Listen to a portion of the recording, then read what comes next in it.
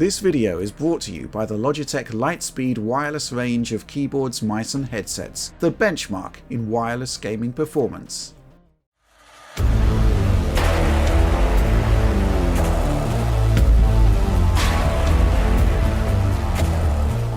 Can we now play Cyberpunk 2077 on base PS4 or Xbox One? Moving into the new year, patch 1.10 gives new hope that CDPR can turn the state of the game around. Poor image quality, glitches, pop-in, low frame rates, and worst of all, crashes overshadowed what should have been a shining moment for developer CDPR. It was a grueling launch for such a highly anticipated game. All consoles had issues to varying degrees, but by and large, PS5 and Series S and X at least ran well enough to make it playable. But the base console situation? That was another story, with the crashes and sub 30 FPS performance. It was impossible to recommend. Patch 1.10 then gives us an excuse to return to Night City, so how close is it to actually being fixed, and is it now playable? There's at least some good news here, some promising signs alongside some big caveats. To discuss then, I've teamed up once again with John to find out what's going on. How's it going? Pretty good, Tom, and actually I think it's more like you're going to help me figure out what's going on, because I think you spent a good amount of time playing this over the past couple days. I think it's pretty clear, as you said, that the base console version was unacceptable in its original form. So let's kind of go through these. We're going to go through console by console and then check out some of the glitches that you found along the way. So how about we begin with the base PlayStation 4 version. Have you found anything improved on that side? Maybe start with the visuals. How's it looking? Going into this, there wasn't hugely specific mentions of what was being changed, and in the patch notes, there was mentions of stability updates, which were kind of crucial, obviously, for fixing the crashes. I'll go into that more later. But visually speaking, there's actually not been much of a change, at least from what you can see in the side-by-sides. Shadows, SSR, all the kind of granular settings, textures, obviously, they all match on patch 1.10 compared to our original kind of recording on 1.02. That makes sense though, Tom. I mean, I wouldn't have expected too much of a difference, but okay. So we know that it's pretty much the same visually, but I think there was at least some improvement in terms of one of the bigger issues with the visual quality. If I recall originally, I mean, one of the ways you could kind of clean up the image quality, you could disable chromatic aberration and various other effects. But even doing that, the game still had this super blurry, kind of murky look to it. Yeah. And from what you just showed me here, it actually kind of looks like that has actually improved. Yeah, I mean, the settings are all on still here on the patch 1.10. I can only imagine that they've dialed back the intensity of some of the effects, or perhaps refined the TAA to make it less overbearing. Yeah. It does look a lot better, doesn't it? I mean, I'll do a zoom here, but it's a much sharper image all round. Yeah, I mean, the resolution is still a bit low, but it doesn't have that super smeared, blurry look that it had at launch, which when I first saw it on the consoles, I was kind of shocked at how bad it was on the base machines. Worth saying that the resolution max is still 900p. I did a kind of sky test, just looking at the sky and see how high it goes, but obviously no idea exactly how it compared with the lower bounds, because the values of the resolution change so rapidly from frame to frame, so it can be quite difficult to kind of pick that apart. But definitely from a top-down look at this, the image is much better presented. Okay, so that's check one then. We do have slightly improved image quality, which isn't bad, but I think the main issue with this, obviously, it's performance. I mean, the frame rate is just atrocious in the original code on the base machines. Is there any improvement on the PlayStation 4 version? Well, first reaction was there's still a lot of hitching, streaming errors or streaming hiccups. In terms of the actual frame rate, it's better. It's better. They've improved certain sections of it, mainly in the driving area. So shootouts, generally speaking, about in the same region. They can waver between 20 to 30 FPS in equal measure. Some more on 1.02, some more on 1.10. I mean, that's the nature of firefights, though, where it's hard to get 100% like for like, right? Yeah, definitely. But this shootout, the performance here was a real eye-opener when we first played this on 1.02. And yeah, they've improved it by up to like a margin of 5-6 FPS at points, which is a huge markup, but obviously it's still sub 30. Yeah, sub 30. I mean, I kind of find it hard to imagine that we'll actually ever get to a locked 30 on these machines here. But if it can at least get closer, I think more people will be forgiving. If you look at the history of these kind of open world games on consoles anyways, stable frame rates were not always something that you would get, right? Yeah, true. I mean, people love Bethesda games, and they typically didn't run that well. Last generation Grand Theft Auto games, well, going back to, Grand Theft Auto 5 on the PS3 and 360, you have a better option, but if you're on the base console and you're okay with it, there is potential there, but to my eye, it still looks like it's not quite where I would like it to be. It's true that most of the areas we tested back then now just sort of run at the same level, but I guess at the very least the driving sections are better. And I guess that if they're making a roadmap of improvement with the patches that have been laid out, we at least have some promise here that some things are possible. You can optimize and tweak, and maybe this is closer to how I expected it to be at launch. Not great, but certainly not, sub 20, which is where it went to. Oh, and we've got the stress test we did near Tom's Diner. Oh, Tom's Diner. This is basically the equivalent of the bog in Witcher 3, which you spent many an hour visiting.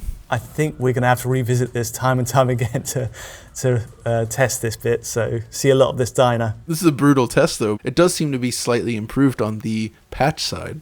Yeah, I mean, it's hugely improved in just this spot as we go down the alley. Yeah, remarkable how much things can change in about 2 months. I also appreciate your driving skills here, especially on the left side. Like, that is such a fun way to test it. Just drive, backwards and forwards. like crazy. You just go back and forth and bump into everything.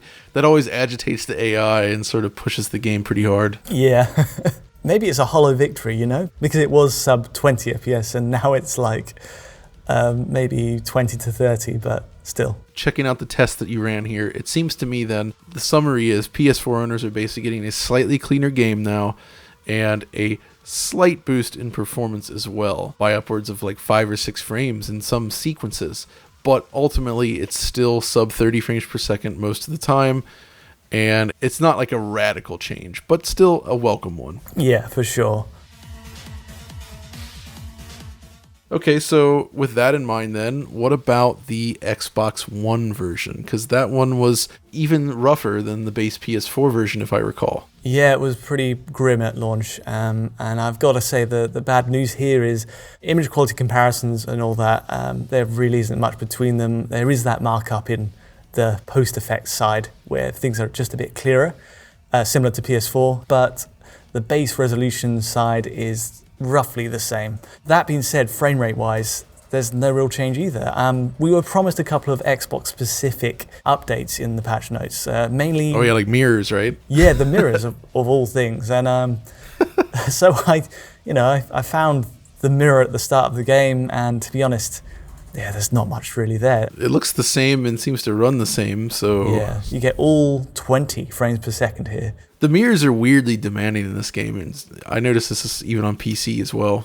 I mean, they seem to be planar reflections rather than ray trace reflections or anything like that, so which obviously was done because not everybody would be playing the game with ray tracing enabled, so I can see why it would dip, but I'm surprised at how hard it dips. I'm afraid I don't have much more to say on the Xbox One. Yeah, it looks pretty much the same, doesn't it? Yeah, I really wish I did have good news here, but I mean, maybe, I am taking 2 hours of the opening areas, and maybe there's enhancements later in the game, but as a kind of sample, there's just nothing to say here.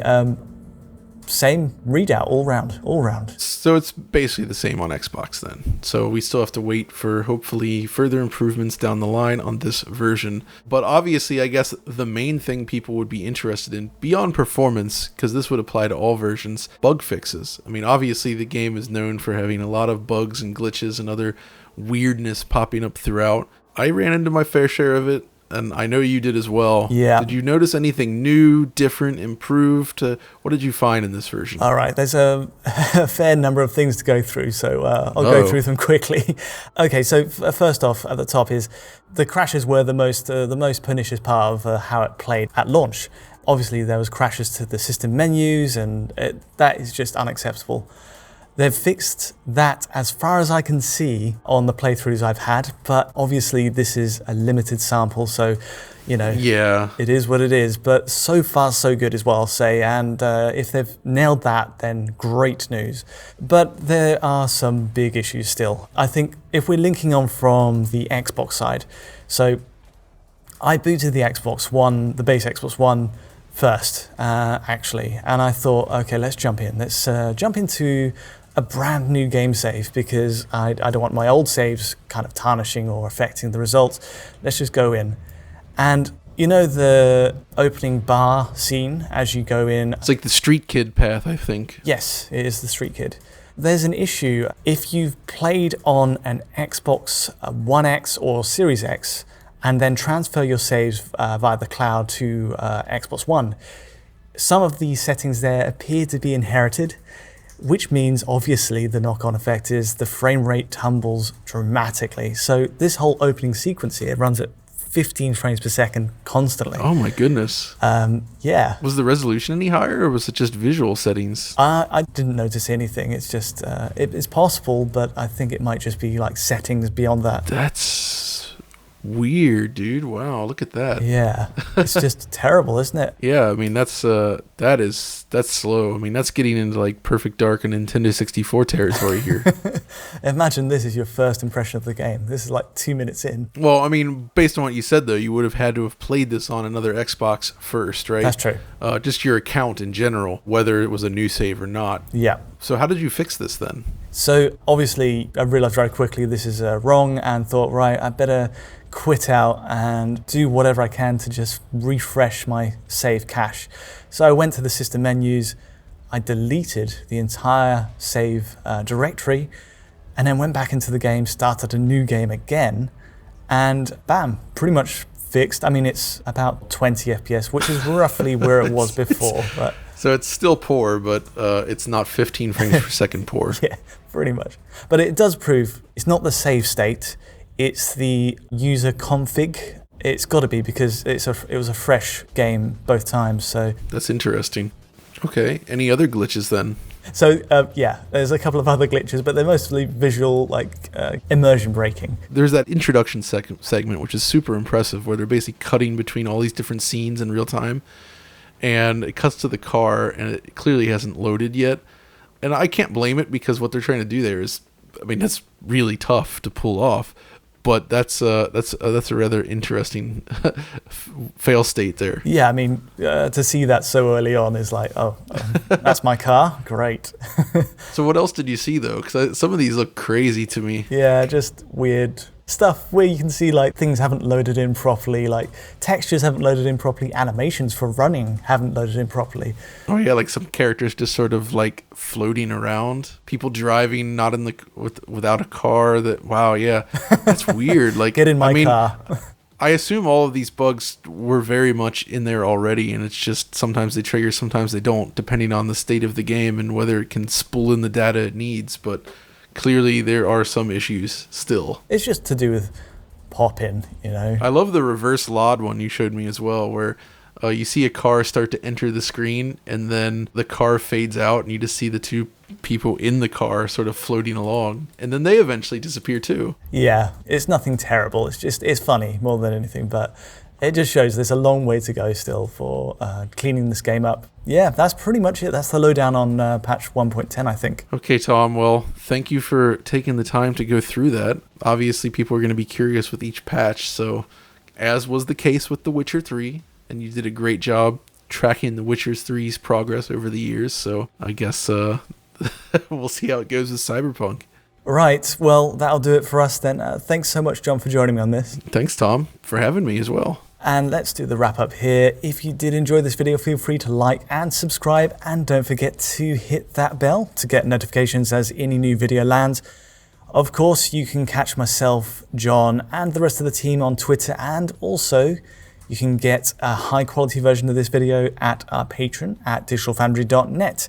But from the both of us, thanks for watching.